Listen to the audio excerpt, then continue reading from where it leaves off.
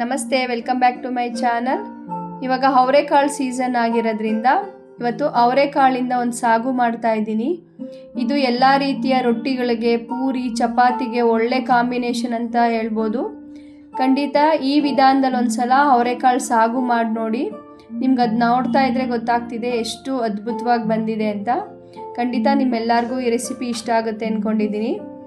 ಇಲ್ಲಿ ನಾನು ಒಂದು ಅರ್ಧ KGಯಷ್ಟು ಅವರೆಕಾಳನ್ನ ತಗೊಳ್ತಾ ಇದ್ದೀನಿ. ಅದನ್ನು ತೊಳೆದು ಕ್ಲೀನ್ ಮಾಡಿ ಒಂದು ಕುಕ್ಕರ್ಗೆ ಹಾಕಿ, ತುಂಬ ನೀರು ಹಾಕೋದು ಬೇಡ, ಅವರೆಕಾಳು ಮುಳುಗೋ ಅಷ್ಟು ನೀರು ಹಾಕಿದ್ರೆ ಸಾಕು. ಯಾಕೆಂದರೆ ಇದೇ ನೀರನ್ನ ನಾವು ಸಾಗುಗೆ ಬಳಸಬೇಕಾಗಿರೋದ್ರಿಂದ ಜಾಸ್ತಿ ನೀರು ಹಾಕೋದು ಬೇಡ. ಸ್ವಲ್ಪ ಉಪ್ಪನ್ನು ಸೇರಿಸಿ ಒಂದು 2 ಪ್ರೆಷರ್ ಕೂಗಿಸ್ಕೊಳ್ತಾ ಇದ್ದೀನಿ. ಈಗ ಇದಕ್ಕೊಂದು ಮಸಾಲೆ ರೆಡಿ ಮಾಡ್ಕೊಂಬಿಡೋಣ. ಒಂದು 3/4 ಸ್ಪೂನಷ್ಟು ಧನಿಯಾ, ಒಂದು 1/4 ಸ್ಪೂನಷ್ಟು ಮೆಣಸು, ಒಂದು 1/4 ಸ್ಪೂನಷ್ಟು ಜೀರಿಗೆನ ಒಂದು ಘಮ ಬರೋವರೆಗೂ ಫ್ರೈ ಮಾಡ್ಕೋಬೇಕು. ಇವೆಲ್ಲವೂ ಯಾವಾಗಲೂ ಅಷ್ಟೇ ಮಸಾಲೆಗಳ್ನ ಹಾಗೆ ಹಸಿಯಾಗಿ ಹಾಕಿದ್ರೆ ಅಷ್ಟು ರುಚಿ ಚೆನ್ನಾಗಿರಲ್ಲ. ಈ ರೀತಿ ಒಂದು ಸಣ್ಣ ಉರಿನಲ್ಲಿ ಅದರಿಂದ ಒಂದು ಘಮ ಬರೋವರೆಗೂ ಫ್ರೈ ಮಾಡಿ ಹಾಕ್ಕೊಂಡ್ರೆ ತುಂಬ ಚೆನ್ನಾಗಿರುತ್ತೆ. ಎಣ್ಣೆ ಹಾಕೋದು ಬೇಡ, ಹಾಗೆ ಡ್ರೈ ರೋಸ್ಟ್ ಮಾಡಿಕೊಂಡು ಅದು ತಣ್ಣಗಾದ್ಮೇಲೆ ಒಂದು ಜಾರ್ಗೆ ಹಾಕ್ಕೊಳ್ತಾ ಇದ್ದೀನಿ.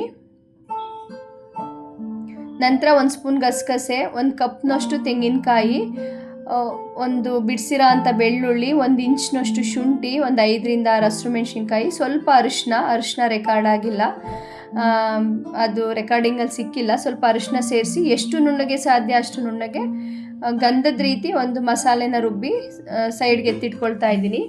ನಂತರ ಒಂದು ಪ್ಯಾನ್ಗೆ 2ರಿಂದ 3 ಸ್ಪೂನ್ ಅಡುಗೆ ಎಣ್ಣೆ, ಸಾಸಿವೆ, ಜೀರಿಗೆ, ನಂತರ ಇಲ್ಲಿ ಸಣ್ಣಗೆ ಹೆಚ್ಚಿರೋ ಅಂಥ ಒಂದು ಈರುಳ್ಳಿನ ಸೇರಿಸ್ಕೊಳ್ತಾ ಇದ್ದೀನಿ. ನಾವು ಯಾವಾಗಲೂ ಯಾವುದೇ ಅಡುಗೆ ಮಾಡಬೇಕಾದ್ರೂ ಅಷ್ಟೇ ಎಲ್ಲವನ್ನು ಒಂದು ಒಳ್ಳೆ ಹದಕ್ಕೆ ಒಂದು ಸಣ್ಣ ಊರಿನಲ್ಲಿ ಬೇಯಿಸ್ಕೊಂಡ್ರೇ ರುಚಿ ಚೆನ್ನಾಗಿ ಬರೋದು. ಈಗ ಈರುಳ್ಳಿನೂ ಅಷ್ಟೇ ಒಂದು ಹಸಿ ಸ್ಮೆಲ್ ಹೋಗೋವರೆಗೂ ಫ್ರೈ ಆದ ನಂತರ ಇಲ್ಲಿ 2 ಟೊಮೆಟೊನ ಸೇರಿಸ್ಕೊಳ್ತಾ ಇದ್ದೀನಿ. ಟೊಮೆಟೊಗೆ ಯಾವಾಗಲೂ ಸ್ವಲ್ಪ ಉಪ್ಪು, ಅರಿಶಿನ ಹಾಕ್ಕೊಂಡ್ರೆ ಟೊಮೆಟೊ ಬೇಗ ಬೆಂದ್ಬಿಡುತ್ತೆ. ಈಗ ಸ್ವಲ್ಪ ಉಪ್ಪನ್ನ ಸೇರಿಸಿದ್ದೀನಿ. ಅವರೆಕಾಳು ಬೇಯಿಸ್ಬೇಕಾದ್ರೆ ಕೂಡ ಉಪ್ಪನ್ನ ಸೇರಿಸಿರ್ತೀವಿ. ಈಗ ಇಲ್ಲಿ ಒಂದು 1/4 ಸ್ಪೂನಷ್ಟು ಅರಿಶಿನ ಸೇರಿಸಿ ಟೊಮೆಟೊ ಮೆತ್ಕಾಗೋವರೆಗೂ ಬೇಯಿಸ್ಕೋಬೇಕು.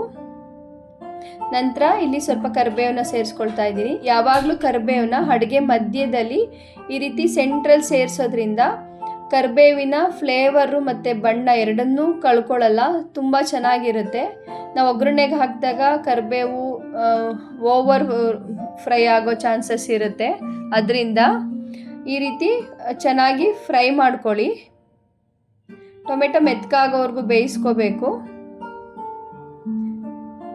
ನಂತರ ಈಗ ರುಬ್ಬಿ ಇಟ್ಕೊಂಡಂತಹ ಮಸಾಲೆ ಸೇರಿಸಿ, ಇದಕ್ಕೆ ತುಂಬ ನೀರು ಸೇರಿಸೋದು ಬೇಡ, ಅದು ಮಸಾಲೆನೆಲ್ಲ ತೊಳೆದಿರೋದನ್ನ ಸ್ವಲ್ಪ ನೀರನ್ನ ಸೇರಿಸ್ಕೊಳ್ತಾ ಇದ್ದೀನಿ. ಈಗ ನೋಡಿ ಅವರೆಕಾಳು ಕರೆಕ್ಟ್ ಅದಕ್ಕೆ ಬೆಂದಿದೆ, ತುಂಬ ಓವರಾಗಿ ಬೇಯೋದು ಬೇಡ. ಅದಕ್ಕೆ 2 ಪ್ರೆಷರ್ ಕೂಗಿಸ್ಕೊಂಡ್ರೆ ಸಾಕಾಗುತ್ತೆ. ಈ ಮಸಾಲೆಯಿಂದ ಎಣ್ಣೆ ರಿಲೀಸ್ ಆಗೋವರೆಗೂ ಫ್ರೈ ಮಾಡ್ಕೋಬೇಕು. ಹಸಿ ಸ್ಮೆಲ್ಲೆಲ್ಲ ಹೋಗಿ ಅದರಿಂದ ಘಮ ಬಂದಾಗ ನೀರು ಸಮೇತ ಅವರೆಕಾಳನ್ನ ಹಾಕಿ, ಅವರೆಕಾಳು ಹಾಕಿದ ಮೇಲೂ ಅಷ್ಟೇ ಮಸಾಲೆಯೊಂದಿಗೆ ನಾನು ಸಣ್ಣ ಉರಿನಲ್ಲಿ ಒಂದು 5 ನಿಮಿಷ ಚೆನ್ನಾಗಿ ಕುದಿಸ್ಕೊಂಡಿದ್ದೀನಿ. ಎಲ್ಲವನ್ನೂ ಅಷ್ಟೇ ಹಂತವಾಗಿ ಚೆನ್ನಾಗಿ ಕುದಿಸಿದ್ರೇ ಇದು ಸಾಗು ಚೆನ್ನಾಗಿ ಬರೋದು. ನಂತರ ಮೇಲೆ ಕೊತ್ತಂಬರಿ ಸೊಪ್ಪು ಹಾಕ್ಕೊಂಡ್ರೆ ಅವರೆಕಾಳು ಸಾಗು ರೆಡಿ ಆಗುತ್ತೆ. ಖಂಡಿತ ಈ ರೆಸಿಪಿ ಟ್ರೈ ಮಾಡಿ. ಯಾವುದೇ ರೆಸಿಪಿ ಟ್ರೈ ಮಾಡಿದಾಗ ಪ್ಲೀಸ್ ನಿಮ್ಗೆ ಹೇಗೆ ಬಂತು ಕಾಮೆಂಟ್ ಸೆಕ್ಷನ್ ತಿಳಿಸಿ. ನೀವು ಹೇಳಿದಾಗ ನಮಗೆ ಖುಷಿ ಆಗುತ್ತೆ. ಖಂಡಿತ ಈ ರೆಸಿಪಿ ಟ್ರೈ ಮಾಡಿ. ಮತ್ತೆ ಸಿಗುವ ನೆಕ್ಸ್ಟ್ ವಿಡಿಯೋದಲ್ಲಿ. ಬಾಯ್.